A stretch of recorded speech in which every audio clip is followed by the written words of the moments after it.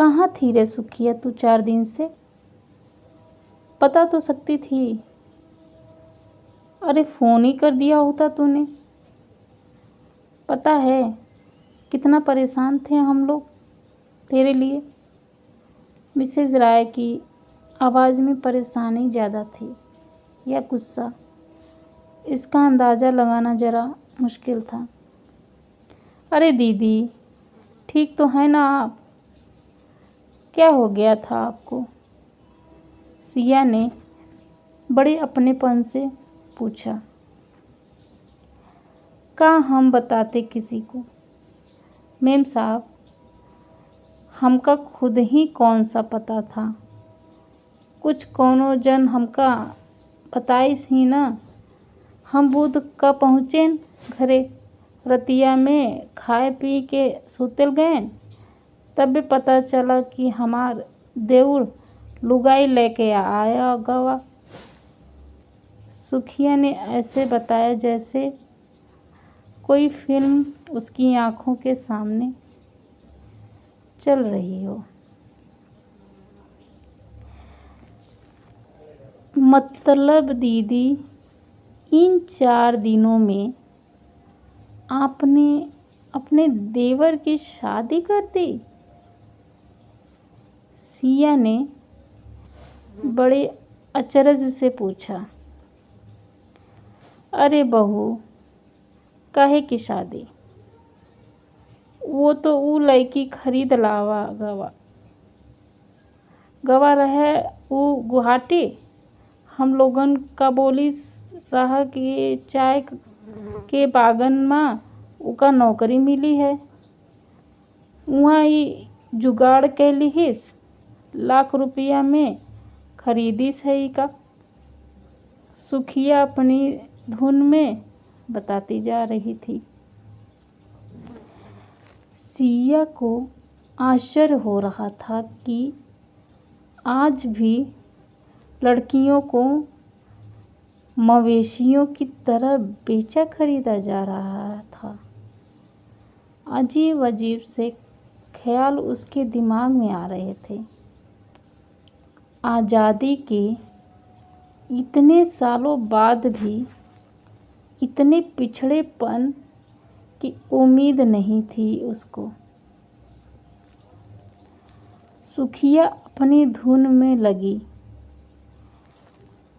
फटाफट काम निपटाने में लगी थी। बहू, झाड़ू बुहारू हो गवा, बस डस्टिंग करे के बचा है। इसी वाक्य में छुपी होती थी सिया को चाय बनाकर देने की सुखिया की हिदायत। सुखिया 20-22 साल से राय परिवार में काम कर रही थी।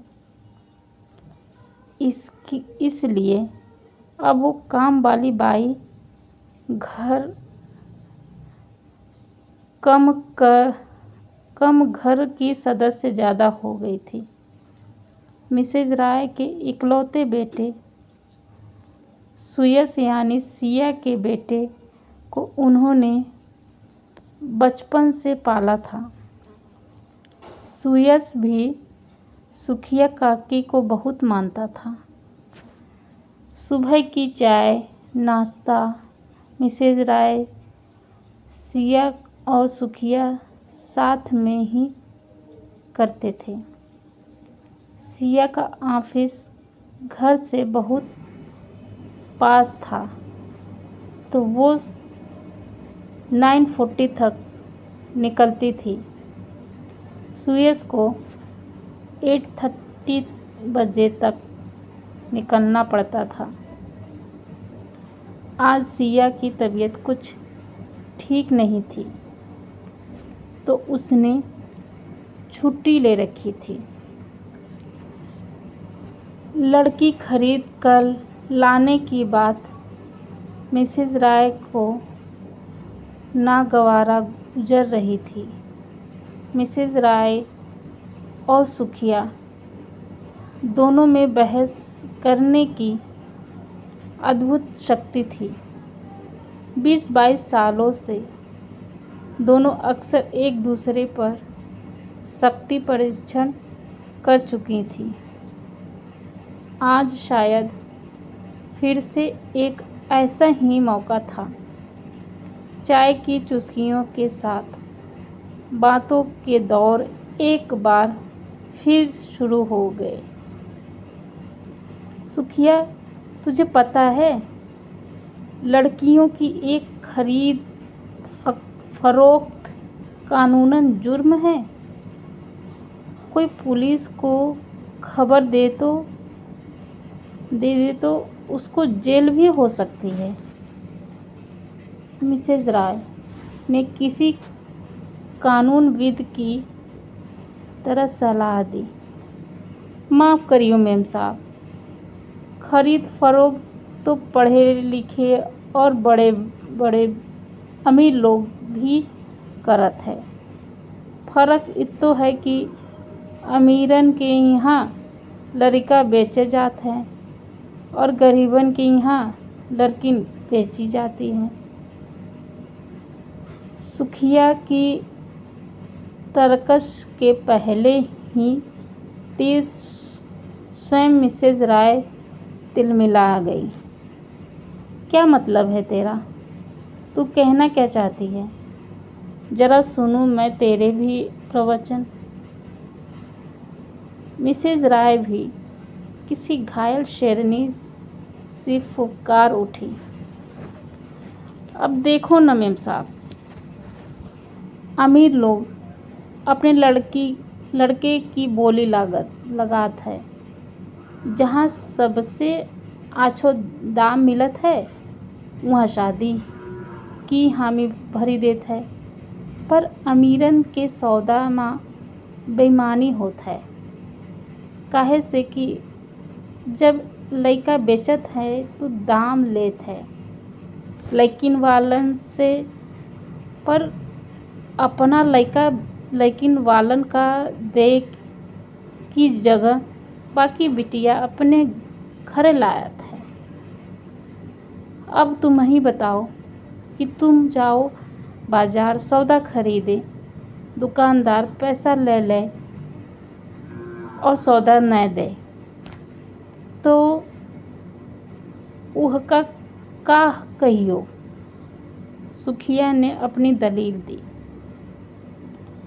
सिया के दुखते हुए सर पे इन सवालों का बोझ भी पड़ गया था।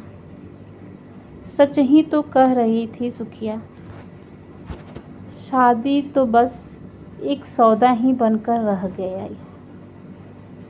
आजकल अगर ऐसा नहीं है तो क्यों उसकी और सुयश की शादी में 5 लाख नगद, एक कार और गहनों की बात तय हुई। असल में जब उनका प्रेम विवाह था तो शादी की नींव प्रेम पर होनी चाहिए थी, न ही सौदेबाजी पर। सिया खुद को ठगा सा महसूस कर रही थी, पर ये तय नहीं कर पा रही थी कि सौदे के किस हिस्से में वो ठगी गई थी। उसके प्रेम को शादी की मंजिल तक पहुंचाने के लिए जो कीमत उसके घर वालों ने अदा की थी तब वो ठगी गई थी, या सुयश के घर विदा होकर आई तब ठगी गई थी। सुखिया की बात का कोई जवाब तो न था।